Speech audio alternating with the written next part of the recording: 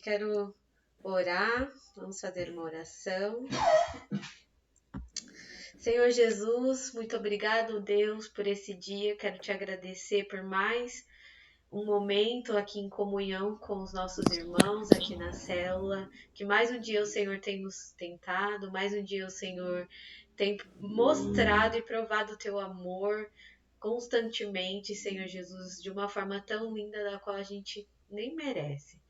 Quero te agradecer pela vida de cada um aqui, te pedir por todos aqueles que também não estão, mas que o Senhor os visite, o Senhor os guarde, que a nossa comunhão entre nós e o Senhor seja contínua e que cresça mais ainda a cada dia, Pai. Peço que o Senhor tome a direção dessa célula, Senhor Jesus, me conduzindo durante essa palavra, que não seja eu, mas seja completamente o teu Espírito Santo falando através de mim. Indo, Senhor Jesus, em encontro às nossas necessidades, não naquilo que queremos ouvir, mas naquilo que precisamos ouvir da tua palavra, Pai. Fala aos nossos corações, confronta-nos, ó Deus, na tua verdade, Pai. Em nome de Jesus. Amém. Amém. Amém, gente. Então, hoje eu trouxe uma palavra baseada em um personagem da Bíblia. E o tema da mensagem de hoje se chama Andar com Deus. É uma palavra na qual eu venho estudando faz um tempo e vem falado muito ao meu coração, assim, de uma forma muito confrontadora. E quando eu vi que eu ia trazer a palavra hoje, falei, pronto, é a oportunidade de eu também compartilhar aquilo que Deus tem falado comigo através desse estudo que eu venho fazendo e poder, junto com todos vocês, mergulhar mais nessa mensagem. E o que eu gostaria de trazer hoje para vocês é mais voltado para como realmente a Bíblia nos ensina que é o andar com Deus. Como... Oi, Sil, tudo bom? Como a Bíblia nos mostra de fato que deve ser a nossa vida em relação ao nosso caráter, copiando o caráter de Cristo. Como é de fato isso? Como realmente nós colocamos em prática esse caráter cristão, da qual a Bíblia tanto nos pede para seguirmos. E aí, peraí só um minutinho, o que aconteceu aqui? E aí, a mensagem que eu quero trazer para vocês está a primeira passagem está em Gênesis, capítulo 5, do 21 ao 24. E lá vai falar sobre a vida de Enoque. Enoque, ele é um personagem bíblico um tanto misterioso. Ele vem confrontando todos nós desde o início dos tempos, porque do Enoque que eu estou falando não é o Enoque filho de Caim, mas é o Enoque da descendência de Sete, que foi o sétimo da geração depois de Adão. Lá o filho de Jared, né? Aquele tão famoso Enoque que Deus o levou para si, da qual ele não experimentou a morte, e Deus o tomou de forma que ele agradou a Deus e andou com Deus. Esse mesmo Enoque que eu quero falar hoje com vocês. Esse homem, um tanto misterioso, por que misterioso?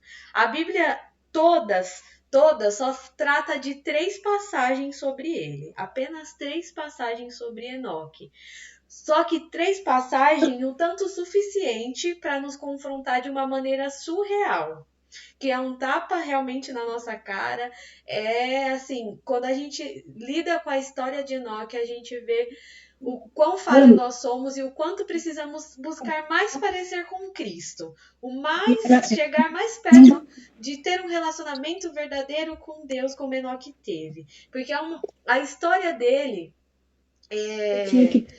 se você for olhar nessas 3 passagens que fala sobre Enoque, não vai falar de milagres que Enoque fez, de prodígios que Enoque operou, de multidões que ele reuniu. Não vai falar nada disso.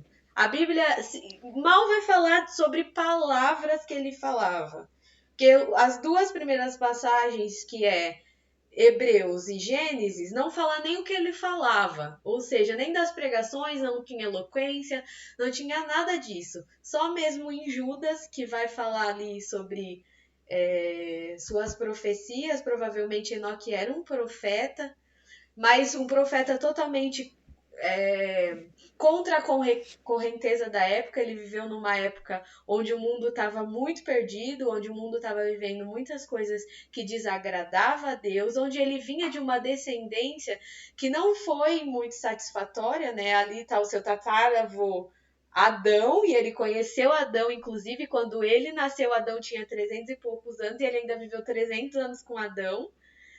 Então ele viu Adão, aquele homem que talvez não era um bom exemplo, de fato, desagradou a Deus, trouxe o pecado no mundo, veio toda a desgraça para o mundo através do seu tataravô.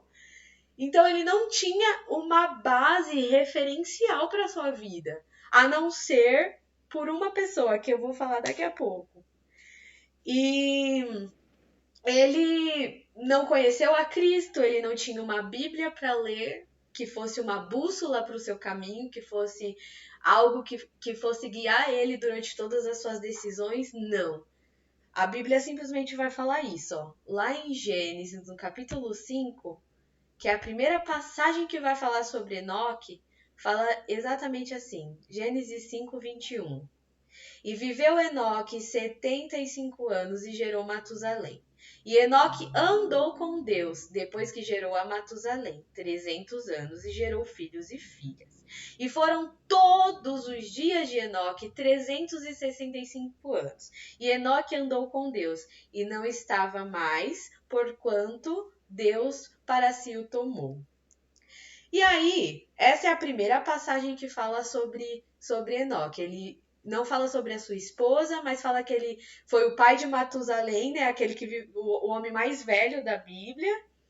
E fala também que ele foi o bisavô de Noé, né? Então Noé veio aí da descendência de Enoque.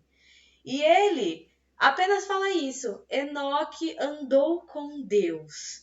Pensa você ser reconhecido como uma pessoa que andou com Deus, nada mais. Era tudo que ele precisava para um livro, para uma história de vida com Deus.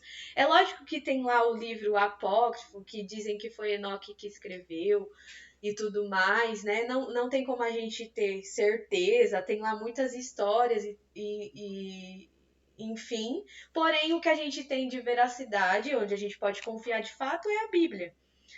E é aqui que está falando sobre Enoque, que ele andou com Deus.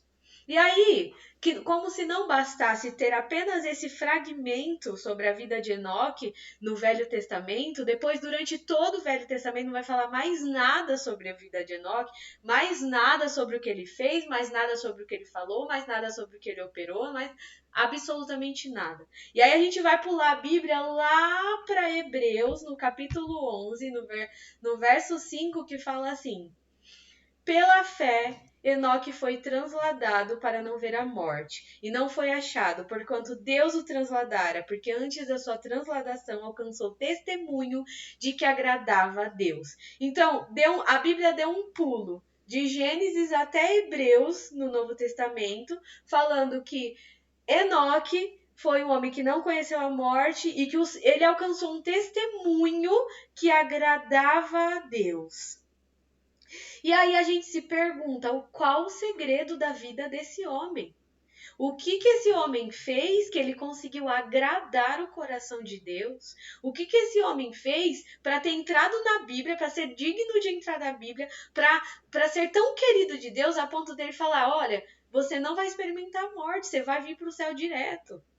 O que tinha na vida desse homem? O que chamou tanta atenção na vida de Enoque durante o seu crescimento, do seu nascimento até a sua vida adulta, a ponto dele viver 300 e poucos anos andando com Deus, Se pra gente que vive no máximo aí, vamos pôr 100 anos, ainda é muito, já é muito difícil manter uma vida de santidade, uma vida buscando a Deus. Imagine 300 e poucos anos e você não se desviar durante esses 300 e poucos anos. O que aconteceu de fato com Enoque? O que ele viveu? O que ele viu? Se ele não tinha uma Bíblia para ler de apoio, se ele não tinha o próprio Espírito Santo, que o Espírito Santo ainda não andava pela humanidade, não habitava dentro do coração do ser humano, como no Novo Testamento. Ele não tinha Jesus ali, como não conhecia Cristo. Jesus ainda não havia morrido pelos seus pecados, então ele ainda não tinha esse conhecimento sobre a redenção, sobre o que Jesus, a justificação que viria através de Jesus. Enoque não sabia. Enoque não conhecia. Mas ele tinha uma coisa na cabeça dele: vou ter uma vida com Deus, da qual eu vou dedicar todos os meus dias para ele. E lá em Judas, versículo 14 e 15, vai falar, a última passagem que vai falar de Judas na Bíblia é aí, que fala assim: e destes profetizou também Enoque, o sétimo depois de Adão, dizendo: eis que é vindo o Senhor com milhares de seus santos, para fazer juízo contra todos e condenar entre eles todos os ímpios, por todas as suas obras de impiedade que impiamente cometeram, e por todas as duras palavras que ímpios pecadores disseram contra ele. Então aqui vai relatar uma das profecias de Enoque, falando sobre juízo de Deus. Então, o que ele falava, o que ele pregava, dá para entender que não eram palavras doces que reunia a multidão e que atraía as pessoas para perto dele e nada disso, e que fazia as pessoas o amarem. Não, ele tinha palavras de verdade, palavras duras aos olhos da humanidade, né? Palavras de, olha, se conserta, olha, Deus está trazendo juízo. Ande num caminho que agrade a Deus. Então esse era o lema da vida de Enoque. Esse era o que ele entendia que precisava fazer para agradar a Deus. Viver uma vida de santidade. E quando a gente percebe toda essa história de Enoque e que Enoque teve uma vida tão linda que agradou a Deus que ele entrou no capítulo da Bíblia que fala sobre os heróis da fé. Então ele foi considerado ainda um herói da fé, mas como um herói da fé, se ele mal falou? Como um herói da fé, se ele não operou milagres? Como um herói da fé, se ele não operou prodígios? Como um herói da fé, se ele não falou para multidões, não abriu o mar vermelho, não fez grandes coisas como Moisés, como Abraão, como Noé, como Jefité, como os outros heróis da fé? Por que um herói da fé se ele não fez nada disso? Eu acredito que assim como Enoque, Abel também, que foi o primeiro herói da fé escrito lá no livro de Hebreus, no capítulo 11, Deus está querendo nos dizer algo em relação a isso. Ao colocar Abel, que foi aquele que foi morto por seu irmão, que Abel, inclusive, foi quem? Abel foi o tataratio de Enoque, que foi morto pelo seu irmão, e a única coisa que ele fez foi oferecer o seu melhor a Deus. O que será que isso nos mostra? E era talvez o único exemplo que Enoque tinha em toda a sua família. Não foi Adão, não foi Caim, não foi Enos, não foi Cainã, não foi Jared, não foi nenhum dos outros parentes de Enoque que talvez tenha inspirado a sua vida. Foi o Abel. Abel talvez foi o único ascendente de Enoque que ele poderia olhar e falar: que inspiração, vou viver como essa pessoa vivia. Talvez foi o único. E o único que também a gente não tem muitos relatos na Bíblia. A única coisa que a Bíblia fala sobre Abel é que ele ofereceu um melhor sacrifício a Deus. Ele ofereceu o que ele tinha de melhor a Deus. E o que isso nos mostra? O que Abel e Enoque, os dois primeiros heróis da fé ali da nossa lista de heróis da fé, o que ele nos mostra? Simplesmente que Deus, ele não está interessado não está interessado naquilo que nós fazemos, mas muitas vezes em como nós fazemos, qual a intenção do nosso coração. Ele está mais interessado no nosso relacionamento com ele do que no nosso ativismo na obra. Ele está mais preocupado em quanto tempo você se relaciona com ele, em quanto tempo você passa com ele, em quanto você se importa em ouvir a voz dele, do que em quanto tempo você passa trabalhando para ele, muitas vezes fazendo coisas que ele não te mandou fazer. Entende? A vida de Enoque e a vida de Abel nos mostra isso. Abel poderia ter oferecido qualquer animal ali naquele sacrifício, qualquer coisa naquele sacrifício, mas ele se importou em passar um tempo separando o melhor animal, cuidando do melhor animal, sendo a primícia de tudo que ele tinha. Ele se preocupou em entregar a Deus o seu melhor. Enoque se preocupou em passar a sua vida andando com Deus. Não se preocupou em agradar as pessoas, não se preocupou em operar milagres, não se preocupou em fazer prodígios, não se preocupou em reunir multidões, não. Ele se preocupou em agradar a Deus, independente do que Deus mandasse ele fazer, independente de onde ele estaria, independente de se ele estivesse muito famoso ou se ele estivesse no anonimato. É isso que ele nos ensina, que as pessoas estão me vendo, estão aceitando o que eu estou falando ou não estão aceitando o que eu estou falando, porque quando a gente olha na história, é claro que as pessoas não ouviram Enoque. Enoque trouxe uma mensagem de Deus para a vida daquele povo perverso, mas ninguém deu ouvido a ele, tanto que na vida do seu bisneto, Noé, teve que vir o dilúvio, que também não ouviram Noé. Inclusive foram os dois personagens que a gente conhece na Bíblia que a Bíblia escreve que andou com Deus, tanto Enoque quanto Noé. Que talvez Noé olhou para também Enoque, tinha ali Enoque como uma inspiração de pessoa que andou com Deus e não se importou com as falácias, não se preocupou em agradar pessoas, não se preocupou em agradar multidões, se preocupou em o que ele tinha em mente. Talvez um pensamento eterno, um pensamento na eternidade, de parar e pensar, poxa, não importa o aqui e agora, importa lá na frente, importa a eternidade e importa a geração que vai vir após mim. Olha quantos anos se passaram após a ida de Enoque ao céu, após Deus levar Enoque para o céu, que nós estamos falando sobre ele.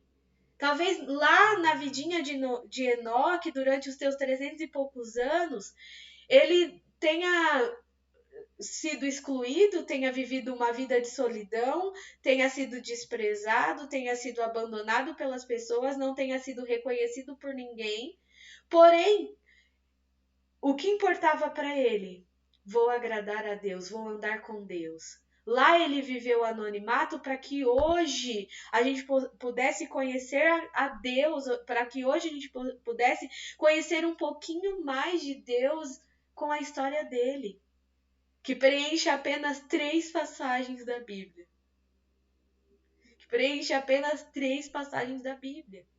É pouquíssimo.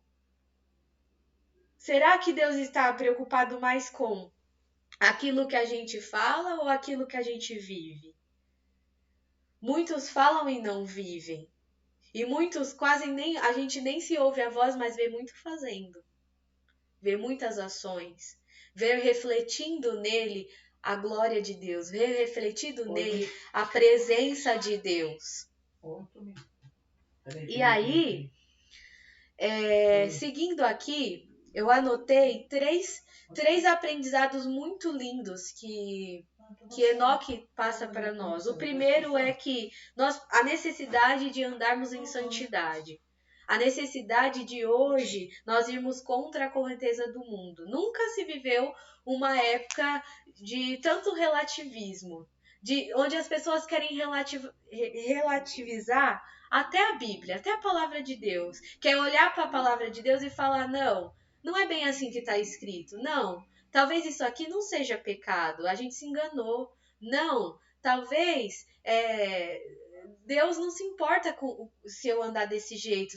Deus não se importa se eu carregar esse pecado comigo. Ele é tão bom. Esse pecado que eu faço, já virou pecado de estimação, é tão gostoso. Acho que Deus me ama tanto que Ele não vai se importar. Mas quando a gente olha para a vida de Enoque, para a vida de Abel, para homens assim na palavra de Deus, isso deve mexer com a gente, isso deve nos confrontar, ponto da gente falar, não é de qualquer forma. Não é de qualquer maneira. Seguir a Deus, servir a Deus não é de qualquer forma. Lá no capítulo de Hebreus vai falar que o que agrada a Deus é a santidade. A fé e a santidade andam juntas. Deus se importa que a gente viva em santidade.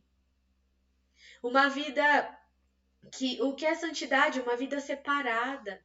Uma vida não separada, excluída. Não, uma vida separada do pecado, uma vida separada dos anseios do mundo, uma vida diferenciada, uma vida da onde as pessoas precisam olhar para a gente e falar, quero ser como essa pessoa. Essa pessoa é um filho de Deus. Essa pessoa espelha Cristo, essa pessoa ela transmite paz, essa pessoa é digna de confiança. Eu olho para essa pessoa e eu sinto confiança. Eu posso confiar os meus bens a ela, eu posso confiar a minha vida a ela, porque eu sei que essa pessoa inspira a Deus, ela é uma cópia de Jesus na Terra. Então, o que vai mostrar que nós somos cristãos de verdade? É a nossa eloquência ao falar? Não. É o quanto nós oramos e os milagres acontecem? Não. É o quantas pessoas são atraídas por nós? Também não. O que vai mostrar que nós somos cristãos de verdade, a ponto das pessoas olhar para nós e querer ser como nós, é a nossa postura de santos, é a nossa postura de santidade. E isso já nos leva para o segundo ponto, que é a busca pela semelhança com Cristo. Por mais que Enoque não conheceu a Cristo, ele era a representação do próprio Cristo. Ele é a representação do próprio Jesus. Por andar com Deus, por buscar agradar a Deus, por dedicar toda a sua vida em prol de fazê-la, de vivê-la para a glória de Deus, mostra que mesmo ele não conhecendo a Cristo, ele foi uma pessoa que foi a própria cópia de Cristo na Terra, mesmo vivendo no Velho Testamento. E ser uma cópia de Cristo não é fácil, mas é o propósito para qual nós fomos chamados. Nós devemos imitar o seu exemplo em todas as áreas da nossa vida, buscando refletir seu caráter e amor em todas as nossas ações diárias, todos os dias. Ser cristão não...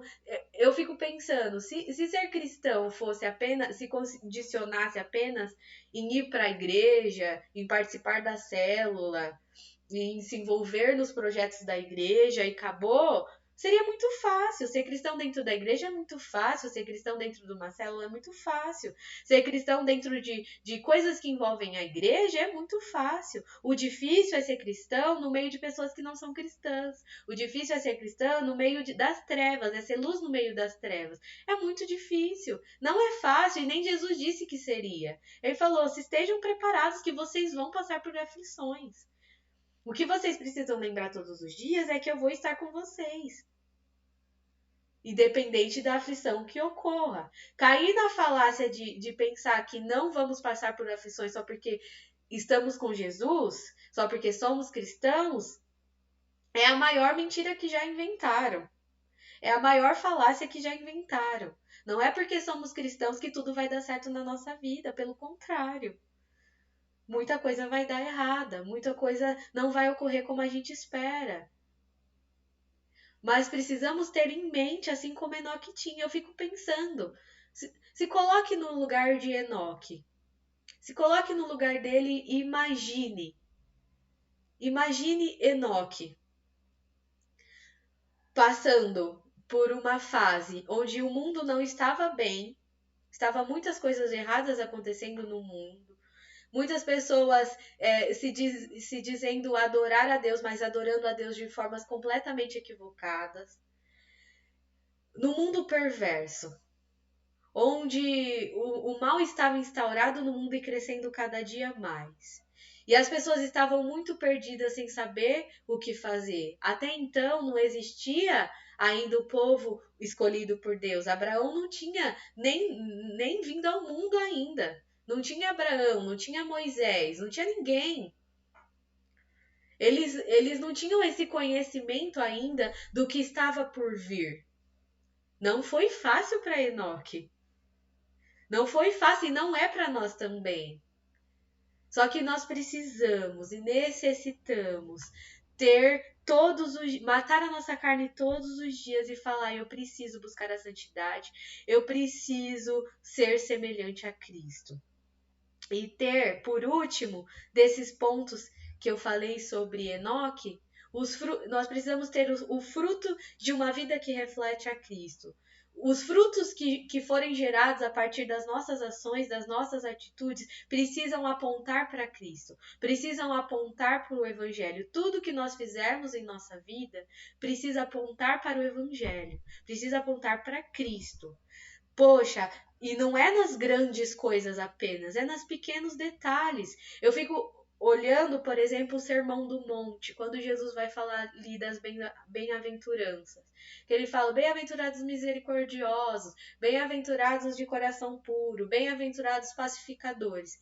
Para mim, quando eu leio aquele texto, eu recordo de quando os judeus incrédulos, né, pensava que quando o Messias viesse para o mundo, ele ia vir um grande militarista, nacionalista, famoso, rico, que iria vir com um grande exército, acabar com o governo romano e estabelecer o seu reino na terra. Era isso que os judeus pensavam. Mas quando Jesus veio, foi completamente ao contrário do que eles imaginavam. Jesus veio um homem totalmente de paz, pacificador.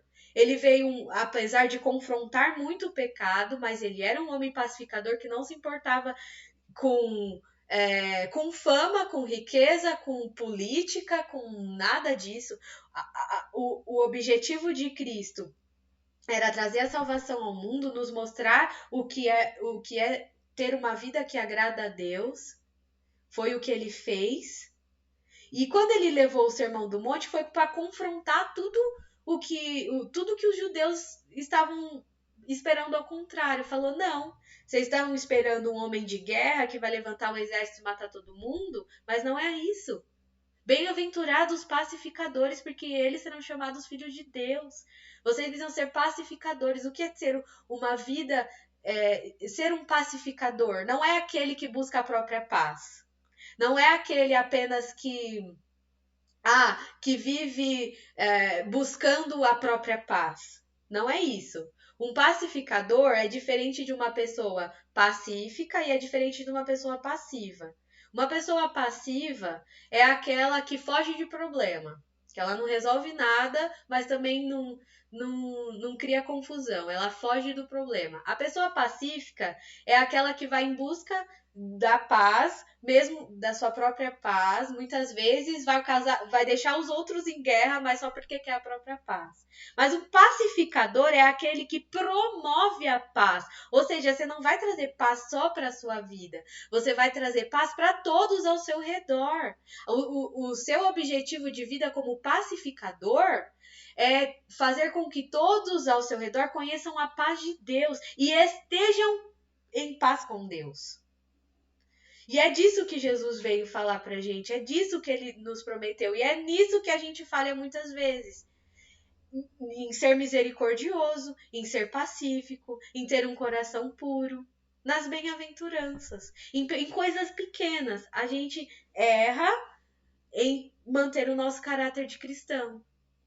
É nesses pequenos detalhes que eu imagino que Enoque tenha se preocupado. Para ser reconhecido como um homem que andou com Deus e agradou a Deus, significa que ele tinha um bom testemunho. Significa que nos pequenos detalhes da sua vida, ele não era um bom servo de Deus na frente de todo mundo, mas ele era um bom servo de Deus, ele era um bom testemunha do amor de Deus dentro da sua casa, dentro do meio onde das pessoas mais íntimas que ele convivia, a ponto das pessoas olhar para ele e falar: esse homem, nele, ele espelha Cristo, ele espelha Deus.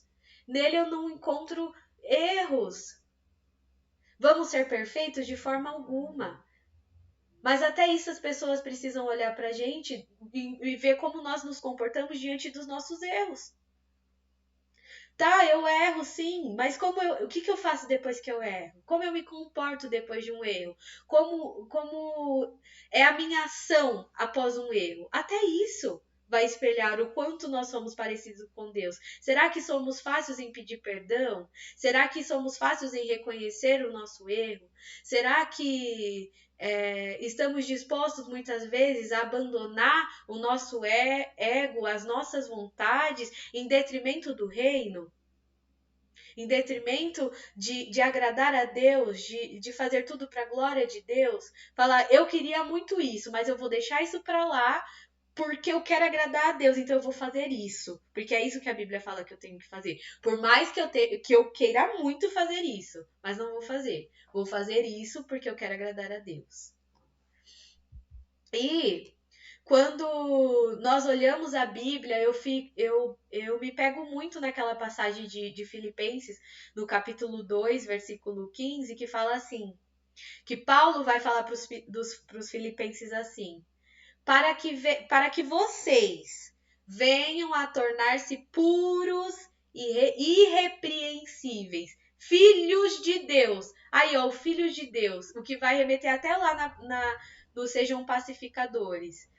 Quando Jesus falou esse bem-aventurados pacificadores, porque vocês serão reconhecidos como filhos de Deus, serão chamados filhos de Deus, é justamente isso. Não somente na eternidade serão chamados filhos de Deus, mas aqui na terra também, a ponto das pessoas olharem para você e falar: poxa, olha o modo como ele traz paz em todo lugar que ele entra. Ele é filho de Deus. Você é pertencente. Esse chamado filho de Deus significa que você pertence a Deus e você copia o que Deus faz. Você copia o que Cristo faz. E aqui Paulo vai falar para que vocês, para que venham a tornar-se puros e irrepreensíveis, filhos de Deus, inculpáveis no meio de uma geração corrompida e depravada, na qual vocês devam brilhar como a luz das estrelas no universo.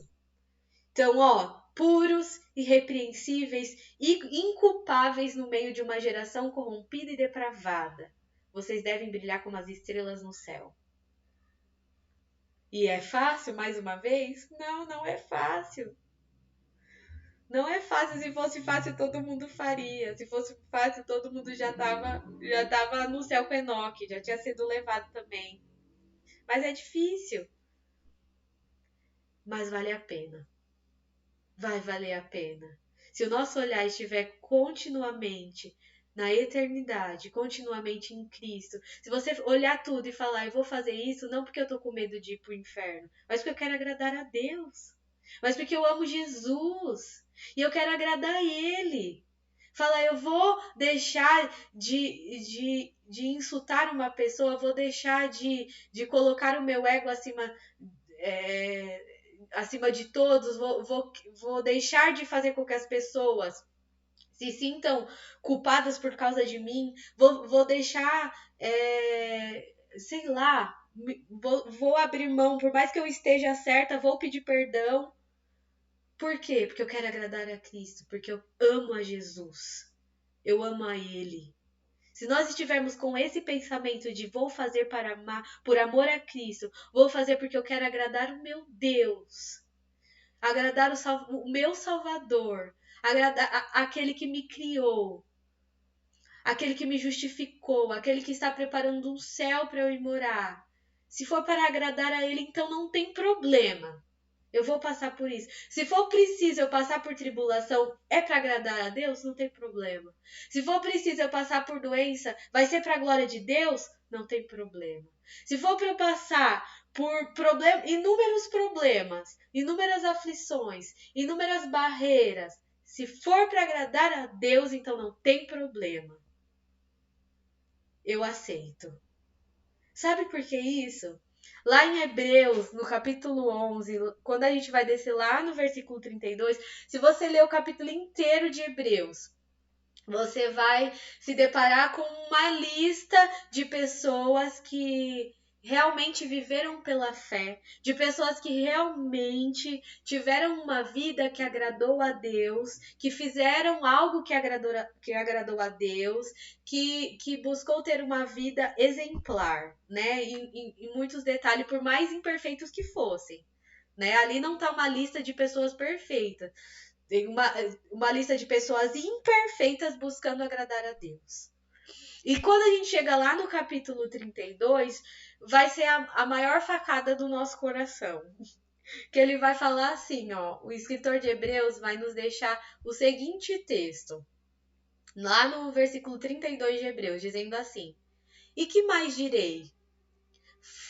Faltar-me-ia o tempo contando de Gideão, de Baraque, de Sansão, de Jefité, de Davi, de Samuel e dos profetas, os quais, pela fé, venceram reinos, praticaram a justiça, alcançaram promessas e fecharam a boca dos leões. Apagaram a força do fogo, escaparam do fio da espada, da fraqueza tiraram forças, na batalha se esforçaram, puseram em fuga os exércitos estranhos. As mulheres receberam pela ressurreição os seus mortos, uns foram torturados, não aceitando o seu livramento para alcançarem uma melhor ressurreição, e outros experimentaram escárnios e açoites e até cadeias e prisões. Foram apedrejados, serrados, tentados, mortos ao fio da espada, andaram vestidos de peles de ovelha e de cabras, desamparados, aflitos e maltratados, dos quais o mundo não era digno. Errantes pelo desertos e montes, e pelas covas e cavernas da terra. E todos estes, tendo tido testemunho pela fé, não alcançaram a promessa, promovendo Deus alguma coisa melhor a nosso respeito, para que eles, sem nós, não fossem aperfeiçoados. Esse versículo 39 e 40, eu busquei em outra versão, que dá para até entender melhor. Que diz assim, ó: todos estes, embora tiveram fé, receberam a aprovação de Deus. No entanto, nenhum deles recebeu o que Deus lhe havia prometido. Deus tinha preparado um plano melhor para nós, a fim de que somente conosco eles fossem aperfeiçoados. Olha isso! Então, aqui no final do capítulo 11 de Hebreus, vai falar: olha, não deu para falar de todo mundo, não deu para falar de todos os heróis da fé que a gente consegue encontrar durante a história. Porque foram homens que passaram por coisas inimagináveis, que a gente, por hipótese alguma, passou. Quem aqui já morreu quase foi morto, escaparam do fio da espada? Né, passaram por tortura, viram os seus familiares sendo mortos. E aqui fala que eles se entregavam, se recusavam a serem soltos porque sentiam a necessidade de morrer em nome de Jesus. E aí, o mais louco de tudo é que no versículo 38 vai falar assim: de todos esses homens, de todas essas mulheres que foram reconhecidos como heróis da fé, o mundo não era digno deles. O mundo não era digno deles. Será que hoje, se fosse escrever uma Bíblia, né? Lógico que não, mas se a Bíblia fosse escrita hoje, será que nós estaríamos nessa lista? Será que talvez alguém poderia falar isso sobre nós, de que o mundo não era digno de nós? Não pelas coisas estrondosas da qual nós fizemos, porque aqui não se falou de prodígios e maravilhas, mas se falou de caráter, se falou de relacionamento com Deus, se falou de compromisso, se falou de santidade. É nisso que consiste os heróis da fé, de uma vida de compromisso com Deus, de uma vida que realmente refletia Cristo. Será que hoje nós entraríamos nessa lista? Será que hoje, se a Bíblia fosse escrita hoje, será que nós seríamos dignos de estar em uma lista como essa? Isso deve mexer com a gente, isso deve nos confrontar. Isso deve fazer com que o nosso coração, que a gente olhe para o nosso coração e odeie o nosso pecado. Falar, eu sou podre, eu sou pó, eu não sou nada. Sem Cristo eu não sou nada. Tudo que existe de bom em mim é por causa de Jesus. E eu não posso viver sem Ele. Eu não sou nada, absolutamente nada sem Jesus. Eu não vou a lugar nenhum e não consigo nenhuma coisa se não for Jesus em minha vida. É isso que precisamos pensar. É nisso que deve estar o nosso pensamento e o nosso coração. É nessa palavra. É nessa verdade. De que, poxa, se for necessário eu morrer por Cristo, eu vou morrer. Se for necessário eu passar por qualquer problema, entende? Que os nossos problemas e aflições nem se comparam ao que esses homens e mulheres passaram. Olha isso, escárnios, açoites, cadeias e prisões. Andar em deserto sem comer, sem beber. E hoje nós somos tão abençoados. Meu Deus, o modo como Jesus tem mostrado o seu amor sobre a nossa vida não tem preço. Realmente não é impagável. Nós somos imerecedores. A nossa geração, a forma como nós somos cuidados por Deus, a forma como nós somos protegidos, o fato de termos nascido onde nascemos, ter a família da qual nós temos, frequentar a igreja que nós frequentamos, ser livres para a pregação do Evangelho, em um país onde nós não morremos por pregar Cristo, onde nós podemos andar com uma Bíblia debaixo do braço tranquilamente, sem problemas. Nós não vamos ser mortos por isso, nem caluniados por isso. Nós somos livres para falar de Jesus. Nós somos livres para viver o Evangelho da maneira mais incrível da qual nós podemos viver, em desfrutar em todos os sentidos, em tudo aquilo que a Bíblia diz que nós podemos viver, nós podemos desfrutar, sem problema nenhum. E olha isso que a Bíblia deixa bem claro, que muitos desses heróis da fé deixaram de viver as suas promessas para que nós alcançássemos ela na eternidade junto com eles. Muitos não viveram o cumprimento da promessa. Mais uma mentira que muitos falam. Não, você não vai morrer sem viver a sua promessa. Quem falou? Muitos morreram sem viver a promessa da qual eles tinham recebido, mas porque eles entendiam. Pensa, vai falar sobre Noé, sobre Abraão principalmente, que esperava uma terra prometida, esperava um povo prometido da qual ele não conheceu, mas o que ele tinha em mente? Que a cidade da qual ele haveria de edificar, de ver a edificação, não era a cidade terrena, não era aqui na terra, era no céu, era na eternidade, na qual, por causa dele, nós também vamos desfrutar. Então pensa se hoje a nossa vida não vai interferir, não vai ter um impacto apenas no hoje e agora. É as futuras gerações, é os nossos filhos, é os filhos dos nossos filhos, é as pessoas, filhos das pessoas que tiveram contato conosco. É as futuras gerações que podem ser surrealmente transformadas por causa da gente. E eu acho que era isso que Enoque pensava. Ele não queria a satisfação da sua própria vida, não queria alcançar os seus próprios sonhos. Ele pensava no futuro, nas pessoas que podiam conhecer a Deus através da sua história. Talvez nem pensasse assim, né? O objetivo dele era só agradar a Deus e pronto. E que Deus fez o resto, né? E é esse deve ser o nosso pensamento também. Vou agradar a Deus e eu sei que pessoas podem vir a Cristo no futuro, mesmo que eu morra. Mas por causa do meu testemunho, por causa da minha história, por causa da minha perseverança, por causa da minha vida em santidade. E tudo isso interfere. Então, que possamos a cada dia, todos os dias levantarmos, falar, Senhor, de que forma eu posso ser semelhante a Ti hoje? De que forma eu posso responder às pessoas ao meu redor como o Senhor responderia? De que forma eu posso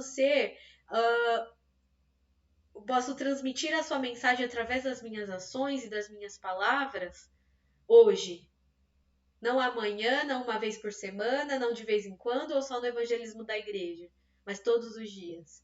De que forma eu posso falar de Cristo e posso ser um mensageiro e testemunha da sua ressurreição todos os dias, hoje.